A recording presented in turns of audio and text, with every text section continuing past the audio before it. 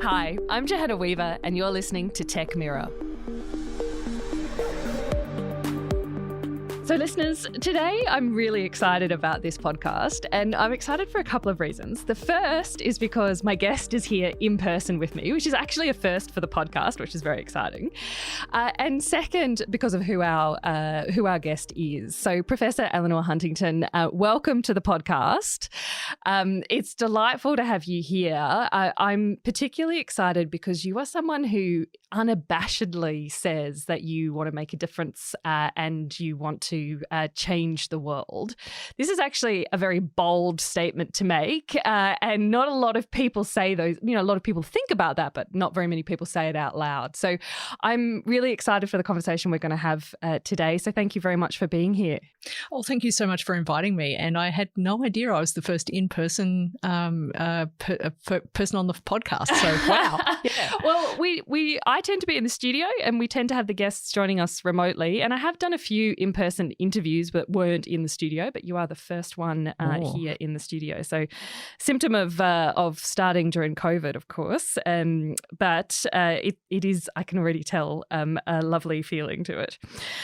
So the first question that we ask all of our guests is, what was your first experience with a computer or with the internet? And just to contextualize why we ask this question, because we do ask everyone it, but it's not because we're lazy and can't think of a better question. It's really because what we want the podcast to be doing is reflecting on the way that technology is shaping society. And by looking back on people's first experience, it helps to remind us how far we've come in a short period of time, and perhaps allow us to forgive ourselves for a little bit for the situation that we currently find ourselves in.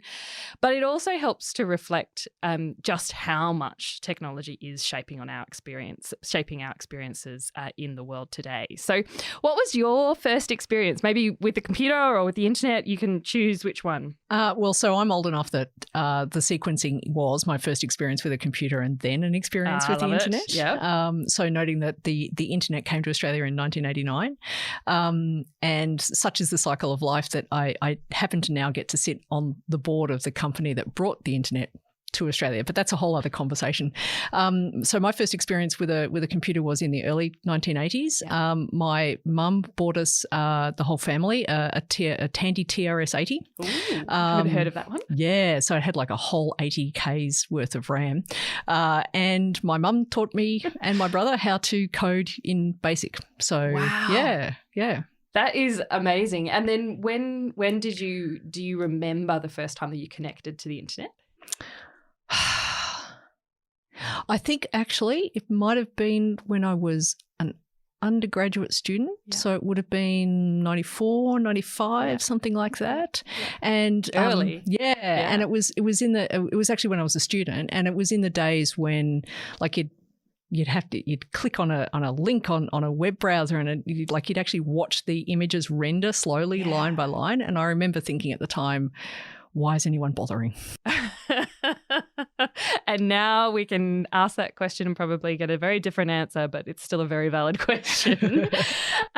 Now, I also wanted to drill down a little bit on your current roles and your previous roles. Now, my husband happens to be a helicopter pilot, which sounds tangential, but it means that we often have conversations about the coolest sounding jobs, because usually when we're sitting at a dinner table, he wins that competition. I think, actually, your title as a quantum cybernetician, which is one of your many titles, and we'll move on to your role at CSIRO shortly, but a quantum cybernetician certainly sounds like one of the coolest jobs I've ever heard of, but I've got no idea what it means. So could you share a little bit about what that is? Have a crack. Yeah. First of all, I have to give credit for the name to a colleague, Matt James, who is now an emeritus professor in the School of Engineering here at the ANU. Yeah.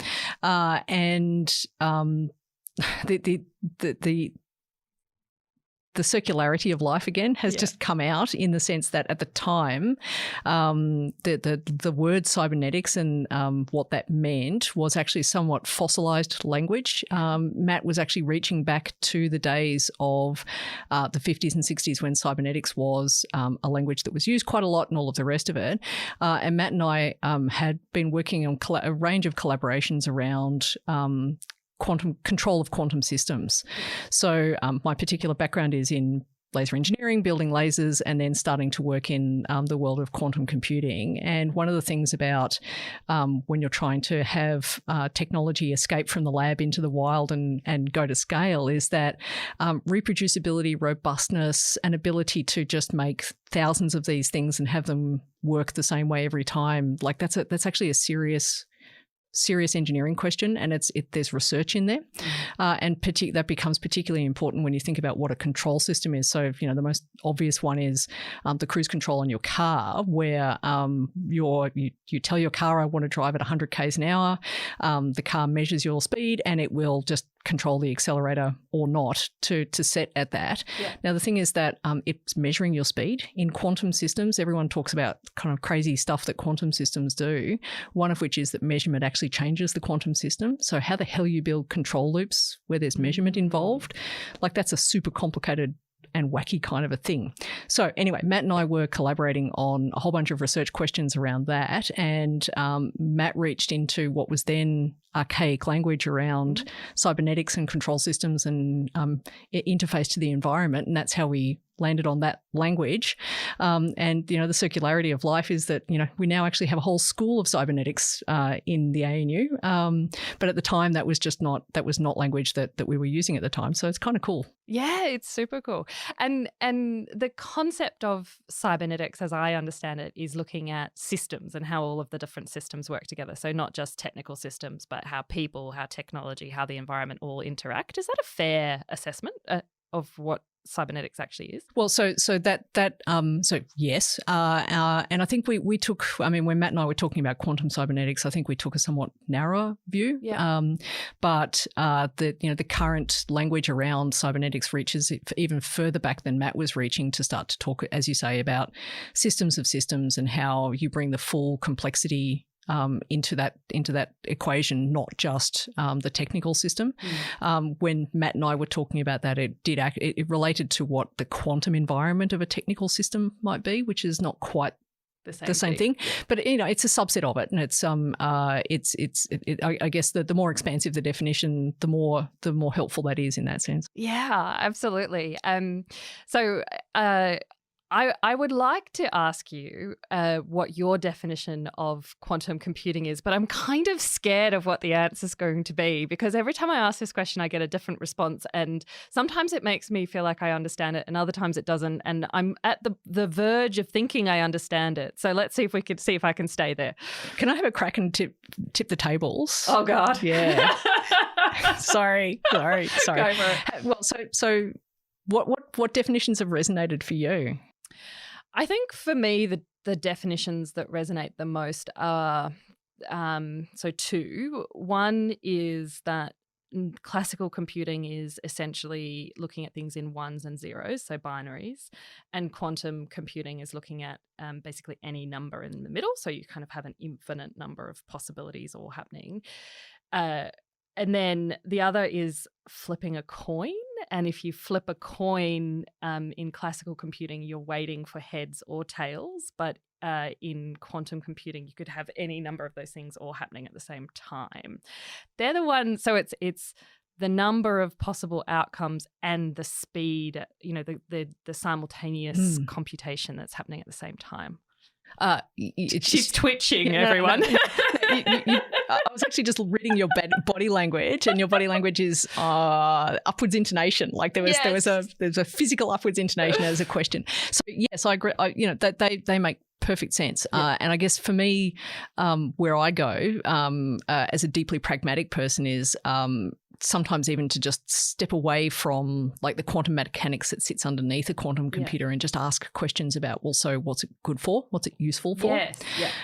And so when you come at it from that direction, it turns out that there are a small number of particular types of calculations that quantum computers, harnessing that stuff that you were talking about, there's a small number of calculations that a quantum computer can do better than a classical computer. Yeah. And better in this case means using fewer computational steps, therefore fewer resources. And these days, given what we all know about the vast amounts of energy that goes into doing big calculations, therefore less energy, and therefore it's kind of better for the planet.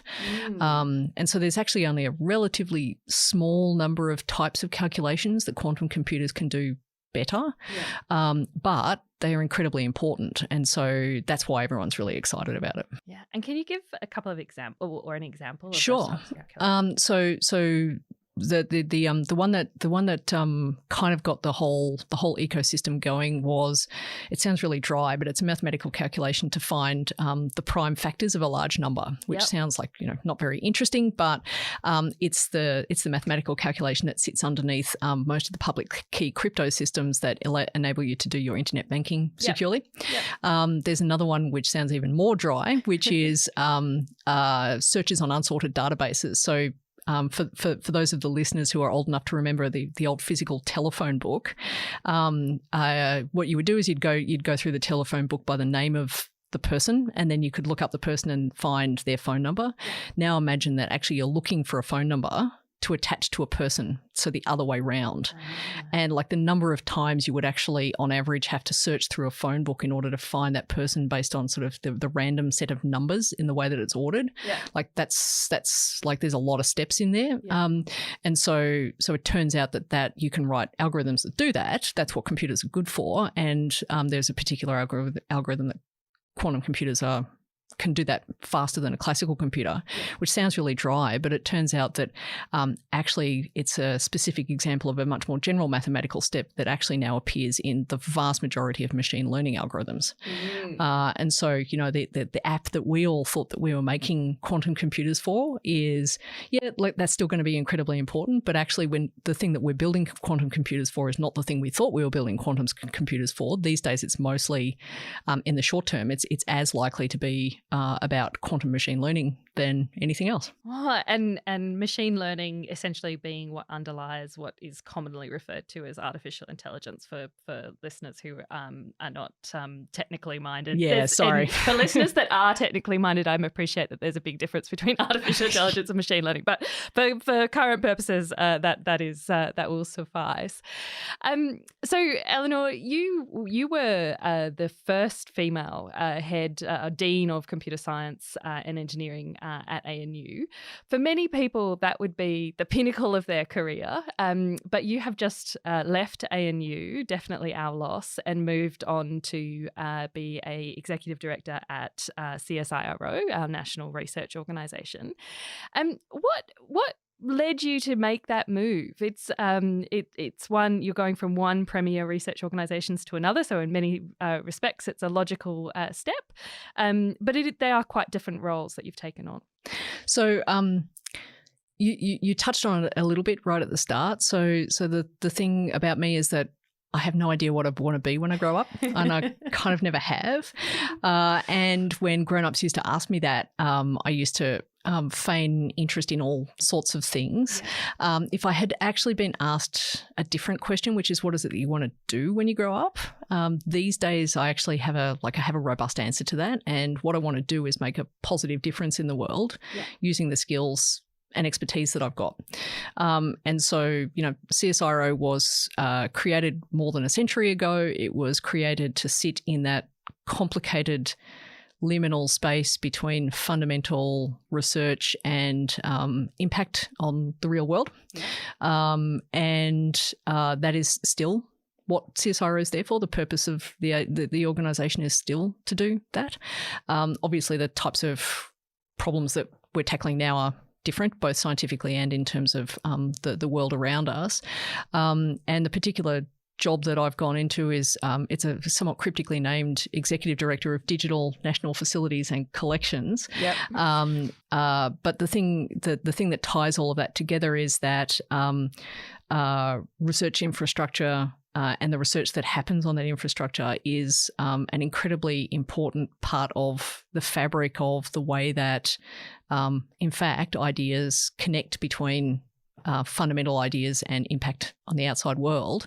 And having spent some time hanging around with anthropologists at the ANU and social scientists, one of the things that I've learned is that when engineers talk about infrastructure, we think in terms of roads and water and bridges and airports and railways and the broadband and that sort of stuff.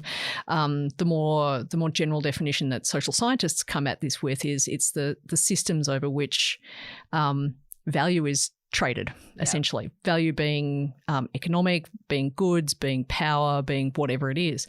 And so research infrastructure is kind of like it's the system where these ideas get generated. It's where ideas get traded. It's where not just scientific ideas, but the ideas about how it might make use in the outside world gets traded. What's not to love about that? Yeah, I mean, so cool. And to connect that with the idea that what you want to do is make a positive impact on the world. What's not to love about that? Yeah, and this idea between fundamental research and impact is something that I had never come across until I joined ANU just over a year ago. And it's a interesting for people who don't work in the research world. I think it's often hard to understand what the difference is. Can you just describe that a little bit? So the way that I understand it is fundamental research is research that you do without a particular goal in mind. You're doing the research because you want to solve a particular problem, but along the way you usually find other solutions, or it's where a lot of the fundamental discoveries come into play. And there's this concept of commercialization, which is the idea that you do research for commercialization becomes a very controversial subject. So can you unpack that a little bit? Well, I can do my best. Yeah. This is of course the world according to Elanor with yes, all of the caveats that sit around that. So fundamental research is perhaps not as descriptive as it could be. Another a slightly more descriptive term might be discovery-based research. So the idea that you're doing the research with a view to discovery, with a view to advancing the frontiers of the body of knowledge in which you are working, but not necessarily with an economic or a societal outcome in mind, or even an application in mind. Usually, the quality ones would usually have line of sight to that, but not necessarily specifically motivated by that. So it's more so discovery based might be a more useful way of describing that resonates with me a lot more than fundamental research. Yeah, absolutely. Yeah.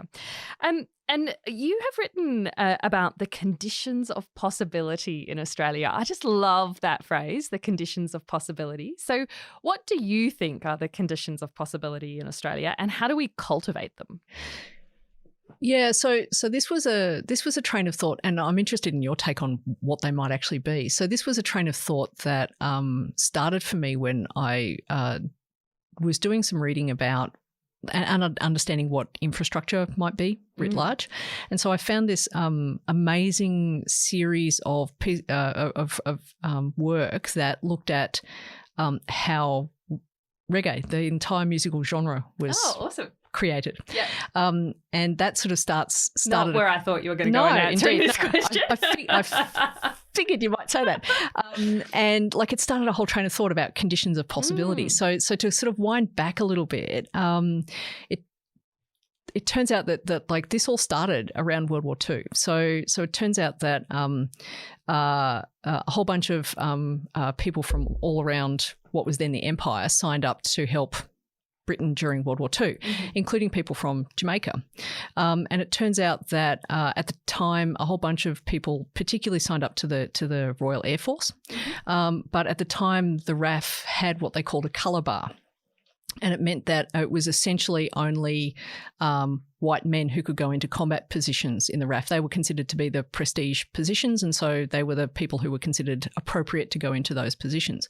So a whole bunch of Jamaicans and women and people from the LGBTI community and, so signed up, and they ended up being trained in things like being an electronics technician or computing or calculations and stuff like that. So lower prestige, but quite interesting sets of skills that they would not otherwise have had access to.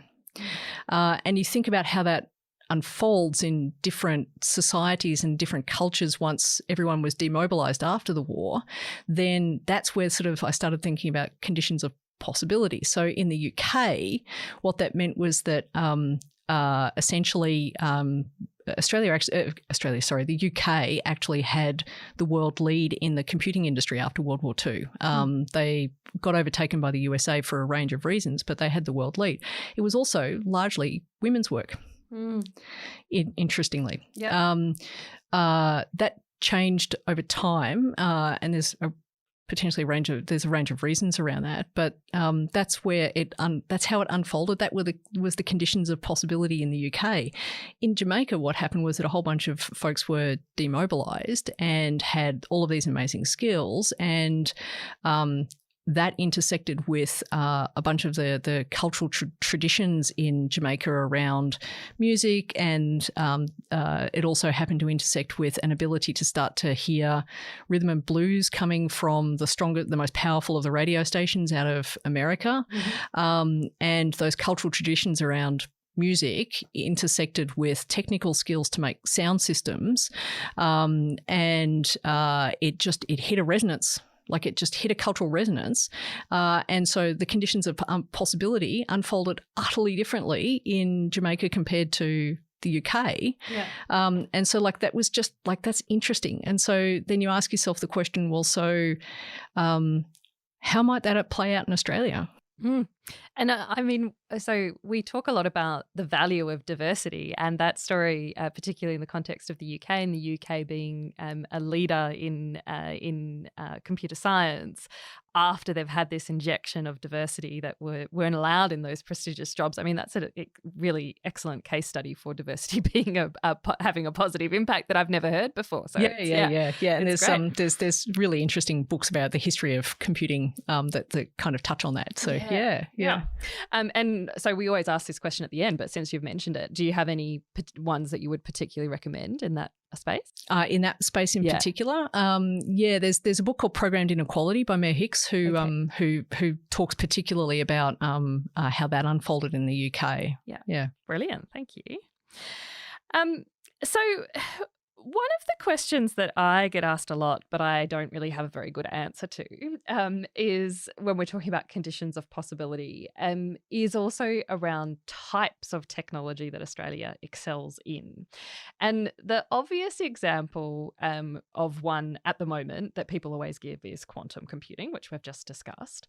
But are there other types or other areas where Australia is actually just quietly working away at that we're actually quite good at, that you wish there was a little bit more attention paid to, or that people should be paying more attention to? Well, so I mean, quantum computing is obviously one that's very topical at the moment, and I mean, it's interesting again to kind of explore what sets the parameters. Like, where would you go looking for the sorts of things where we might have a particular area where we would excel? And like, you think about the fascinatingly distinctive aspects of Australia, where it's a very large geographic landmass. We have population concentrated in basically the coastal edges of the country. Our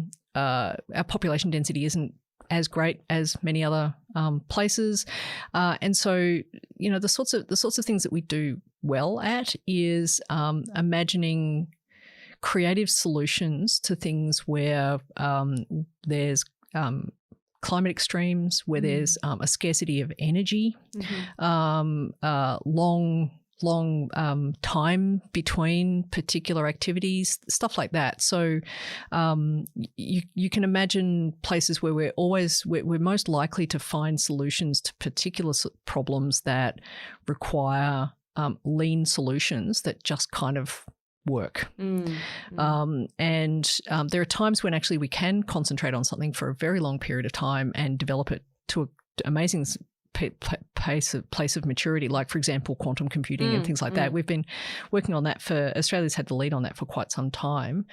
Interestingly, a lot of the intellectual genesis for that comes out of New Zealand, which is oh, really? Yeah, but Be careful. That's a whole other conversation. But yeah, so things like we're quite good at. You can imagine that we're going to end up being quite good at things like edge computing. Which most computing these days involves throwing huge amounts of computational resources at something, but that also requires huge amounts of energy to consume it. So now imagine that you're working in some geographically remote location where you don't have access to a stable grid, or you're just running off batteries, and it's a 3-hour drive to charge your battery back up again, or something like that. So you're not going to necessarily be able to throw massive amounts of compute at the devices that are kind of sitting at the edge of the internet of the internet. So that's why it's called edge computing. So you can imagine that we're going to be good at things like that. One of the places where we're likely to have a niche is actually going to be around responsible technology and responsible artificial intelligence, and they're threads that have run through everything that Australia has done over time. There's a reason why everyone wants to buy like our premium beef, because the provenance is well understood. And it's not just about provenance, it's about also responsible and ethical approaches to creating those exports. And you can imagine that that's just going to keep rolling on as we go as well. And potentially, I'm going to try and link those two together. Watch me, this may or may not work. Edge computing, provenance of beef, and responsible AI. Yeah, go for it. Yep.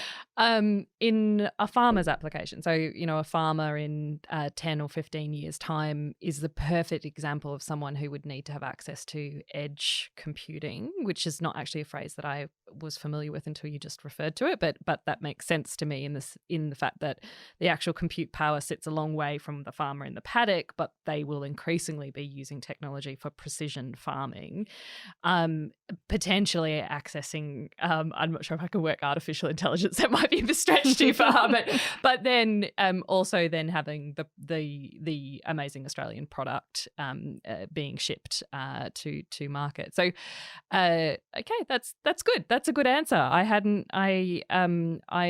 It's very obvious when you say that is something that would be of particular use for Australia, and perhaps is also an interesting expansion of Wi-Fi, which was the origin. I'm sure you get sick of being told that, but Wi-Fi being a CSIRO invention. All right, so the next question that I have on the list is one that I don't actually agree with the premise of the question. So this is given that it's my question. Disagree with your own premise. Exactly. Which is, why isn't Australia a global technological powerhouse given all of our science capital? And I think we actually probably do punch above our weight in certain areas, but not in all areas. And we've given some examples there of where we are. Without prejudge, so what's your response to the question while I stop critiquing my own questions? Maybe one back in defined terms. Yeah, so science capital is an interesting idea. So philosopher in the middle of the 20th century sort of generalized the concept of capital beyond economic capital to include cultural capital and social capital and political capital and that sort of thing. And so science capital is kind of one subset of cultural capital, in the sense that it's designed, like the term is meant to cover somebody's awareness of science, it's their understanding of science, their attitude towards it, who they know in all of the forms of cultural capital that would come, but relating specifically to science. And like any other form of capital, that means that means that you get to accumulate it. That means that you get to expend it. You get to expend it to a particular purpose, that sort of thing. And Australia writ large obviously has huge amounts of science capital. We've got 0.3% of the world's population, and we generate 3% of the world's publications. There are 1,300 odd universities in the QS World Rankings. It's a ranking scheme for universities. Australia has 7 in the top 100. Mm-hmm. So as you say, we disproportionately punch above our weight in terms of science capital. And then the question is, well, so how are we spending it? Where's it going? So that's the question. That's the interesting conundrum. And then you go look at a different form of capital. If you look at sort of like the OECD statistics, then Australia, I mean, most people know that Australia doesn't spend as much of its GDP on R&D as some of the other countries. And you unpick that a little bit, and Australia is actually doing just fine in terms of expenditure on what the OECD call fundamental research, or we've just redefined the term as discovery-based research. Australia does just fine on that. Yeah.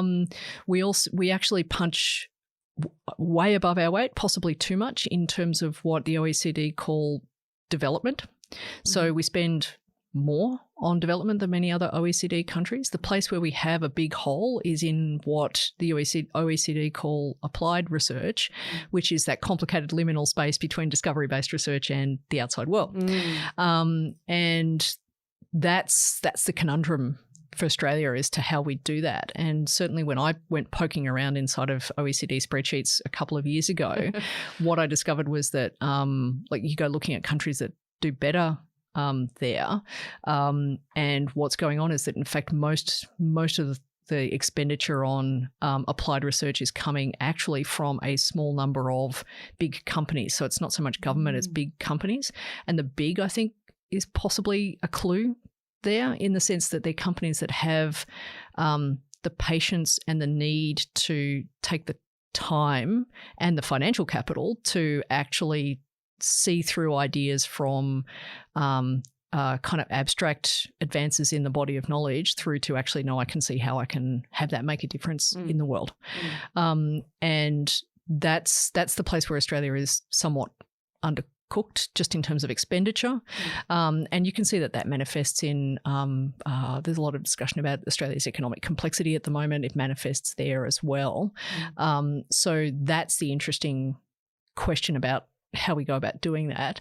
And that's the place where, a lot of attention is being paid at the moment. And presumably that's also the area where CSIRO has a special convening role. Is that something that you see as part of your new role?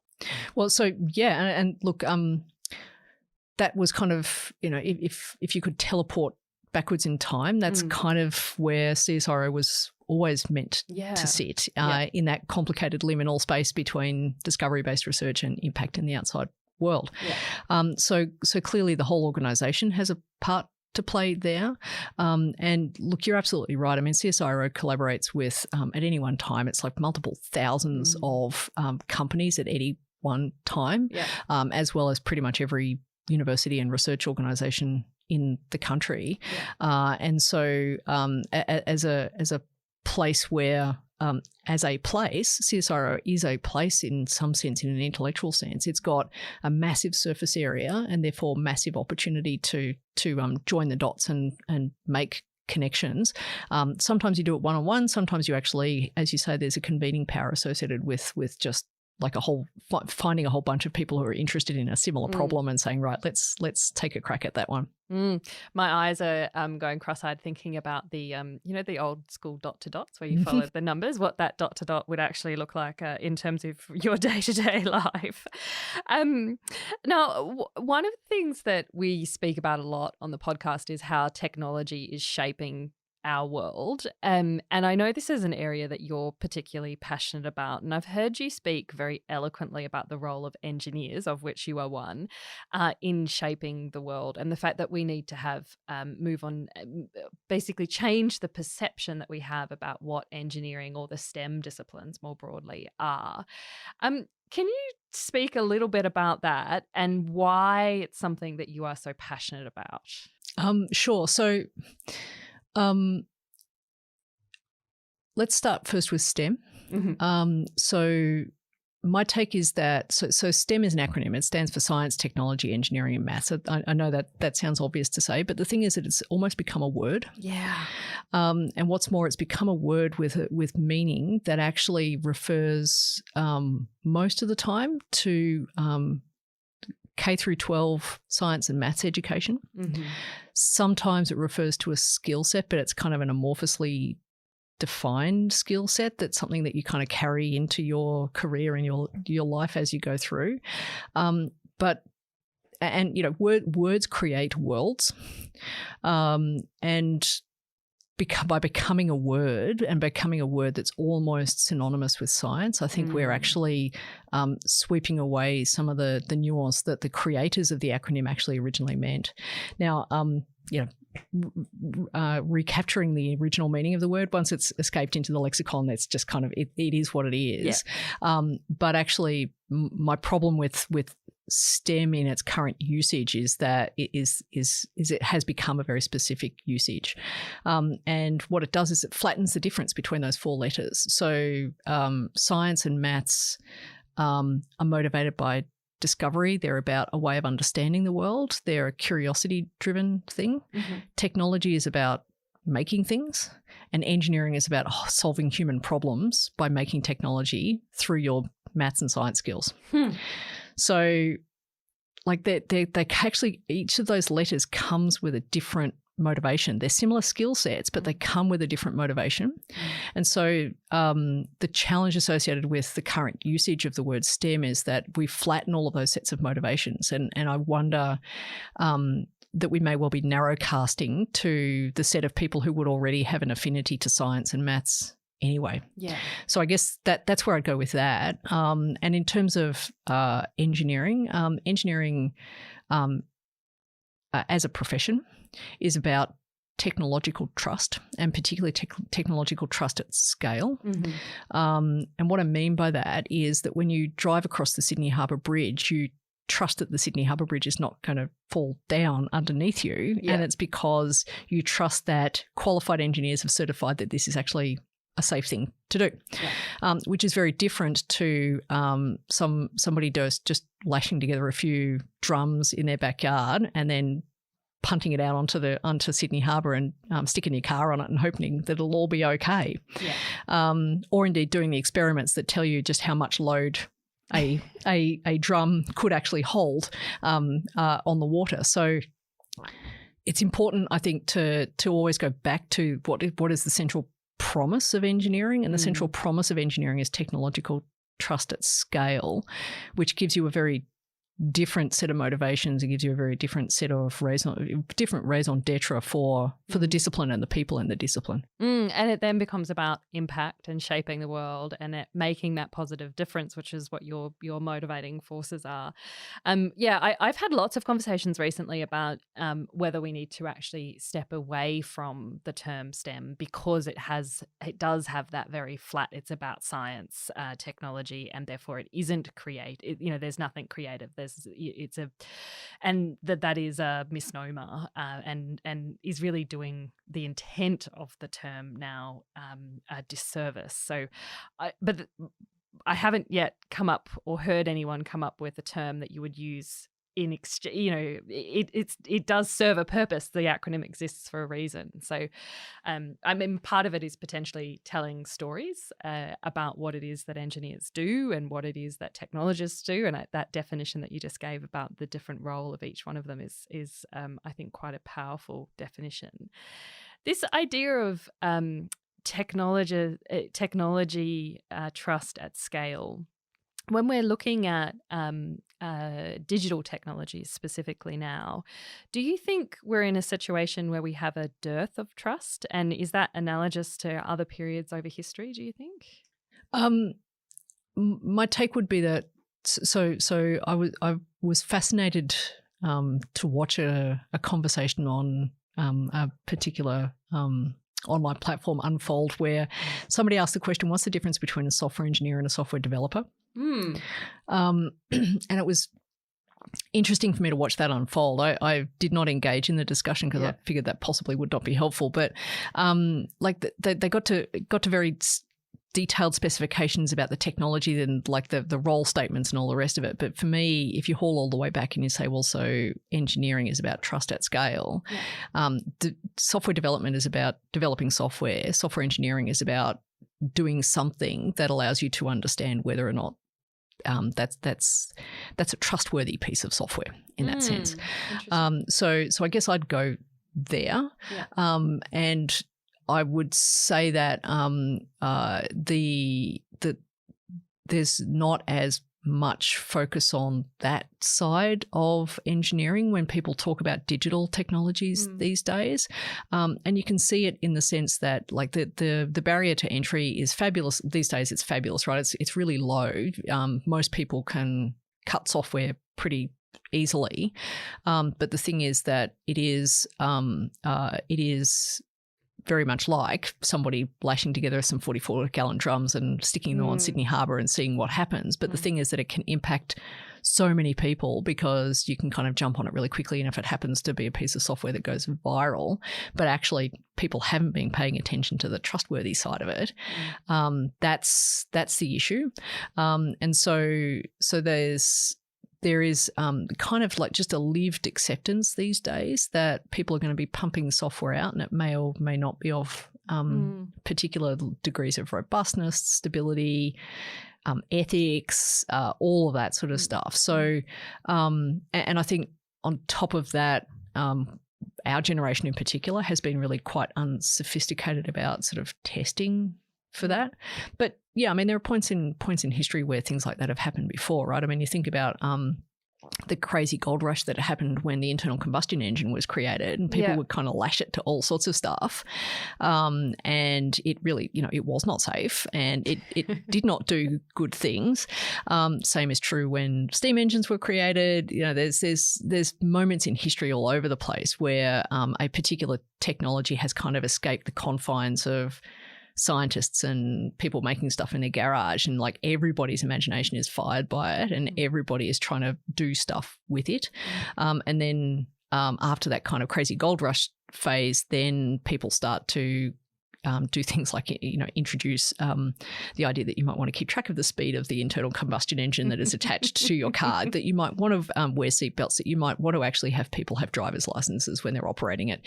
All of that sort of stuff comes later. And that's a social thing, that's a political thing, that is also an engineering thing, and they all kind of happen in dialogue with each other. And I think, the degree of sophistication of the conversation these days around digital technologies is already like much more sophisticated than it was even 5 years ago. When we really experienced for the first time, and we became aware that it had kind of permeated our lives without us really realizing it.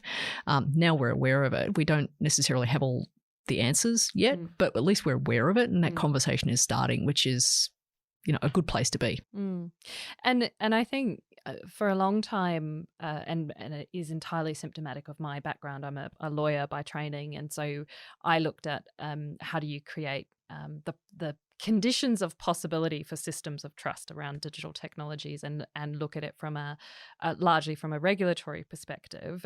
Obviously, there is a big engineering component to that, and the last guest that we had on the podcast was a wonderful gentleman, Sharad Sharma from India, who's doing some really exciting work around responsible engineering in India.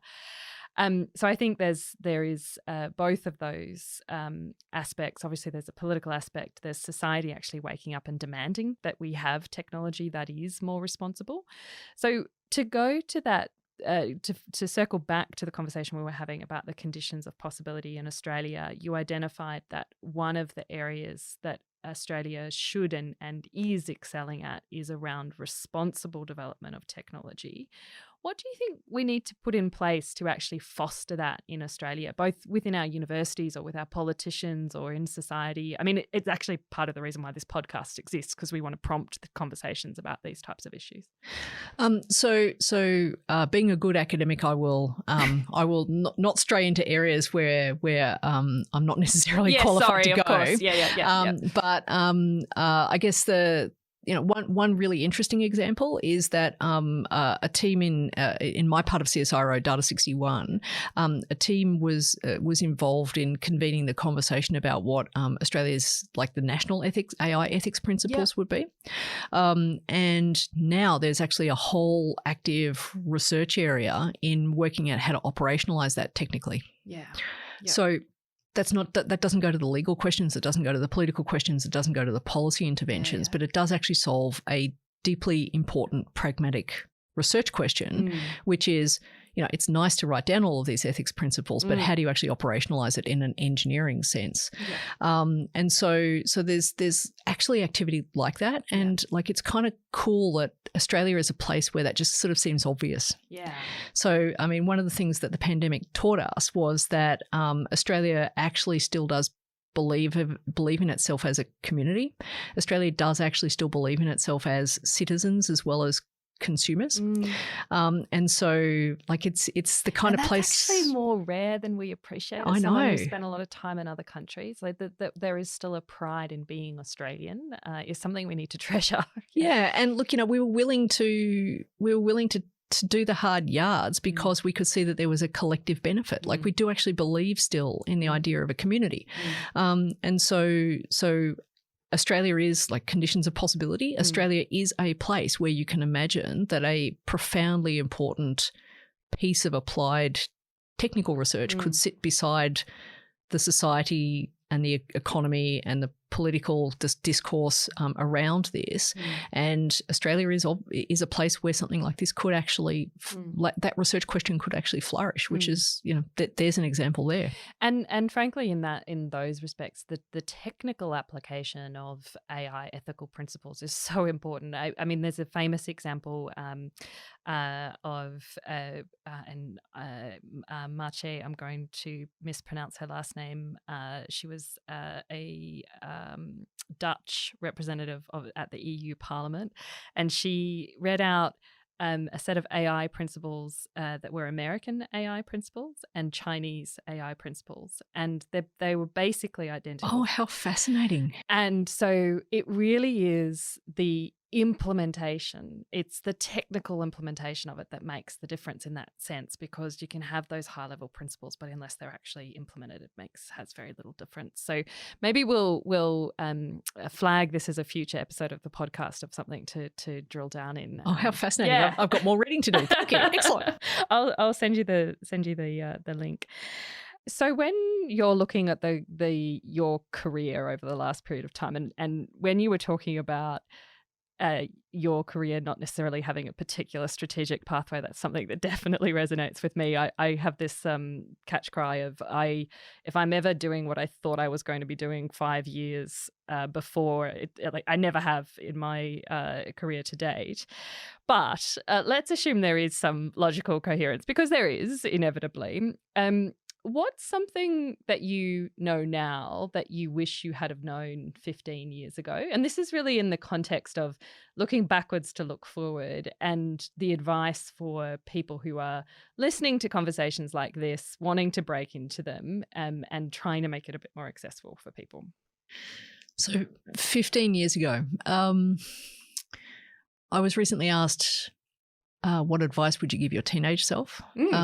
Which is actually, I think, a bit different to the advice I'd give myself 15 years ago. Can we have answers to both? So the advice I'd give my teenage self would be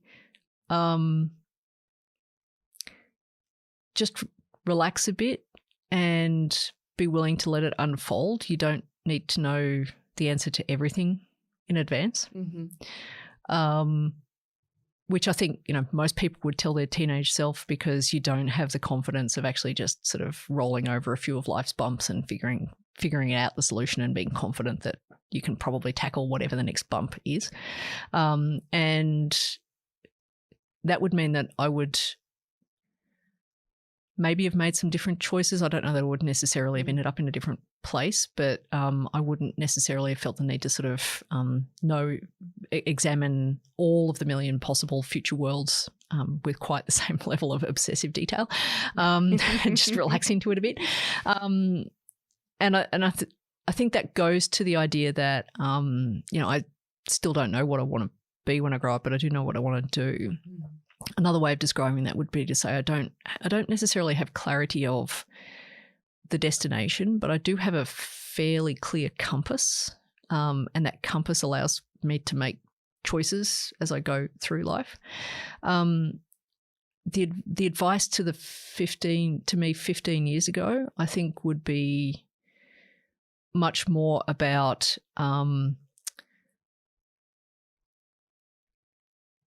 actually it's okay to actively seek to put yourself in circumstances where you're uncomfortable. As long as it's a productive discomfort.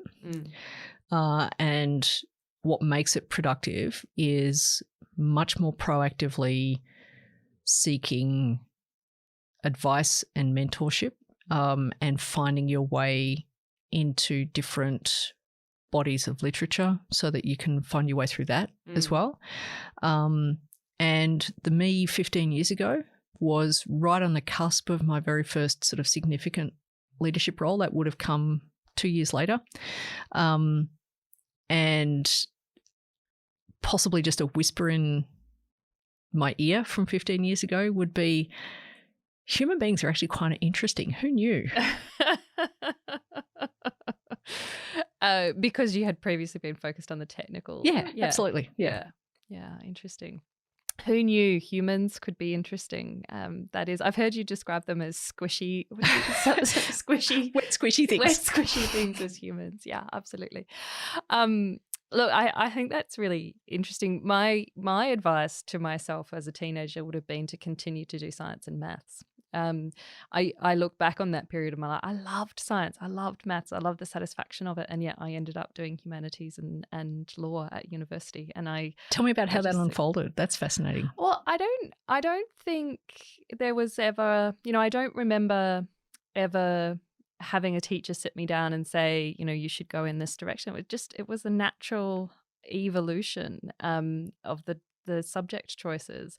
I'm sure there would be research now to indicate, why it was that I ended up in that direction. And I think it happens far too often for young women. But that would be the advice that I would give myself. So it's never too late. Yeah, I know. It's never too late. Well, look, you never know. If the Tech Policy Design Centre goes bust, I may go back and do a degree in engineering. So you've heard it here first, everyone. But we're not going bust, so it's okay. But I might still do engineering. Why not? That's correct, yes. Yeah. Exactly.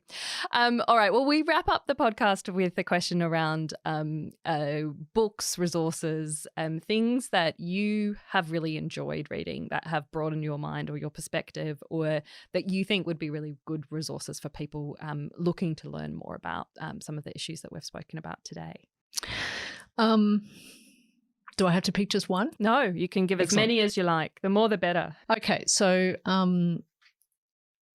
for me, so just a couple of just last week, I was involved in two entirely separate conversations where in both of those conversations we were reflecting on how a particular piece of reading actually just opened a door to whole new worlds. Yeah. And sometimes you don't need to be given a reading list. You just need to be given an introduction into a body of knowledge, and you go from there. So for me, my first real introduction to sort of starting to think in a sort of hopefully more nuanced and hopefully less physics engineering way of human beings, for me that introduction was a book called The Techniques of Civilization by Lewis Mumford.